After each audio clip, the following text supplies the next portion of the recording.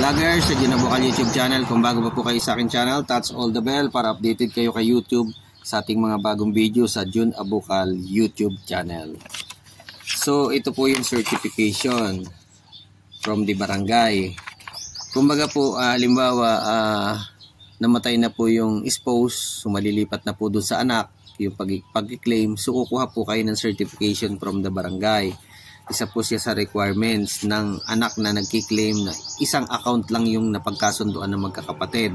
Pipirma po sila sa affidavit na pinagkakasunduan nila yung isang anak, tapos kanya lang ipapasok. Meron pong power of attorney na affidavit po doon sa galing po sa abogado. Then ito po yung attachment ng kanyang requirements, yung certification from the barangay na siya po ay sinicertify na anak po ng veterano na si Corporal Mindigurin at ang kanyang magulang na namatay na spouse na si Mrs. Mindigurin at bona fide resident ng barangay na yon, petsa at perma ng kapitan. So kasama po yung kanyang mga IDs na kailangan po ay may thumb mark at perma sa ibabaw. Dapat parehong-pareho po yung perma ng kanyang mga IDs na dala-dala doon sa pagkasinerox. Kung ano po yung perma doon sa ID, yun po ang kailangan nakaperma din doon sa ibabaw. Isi-xerox tapos pipermahan, tapos dalhin po yung original.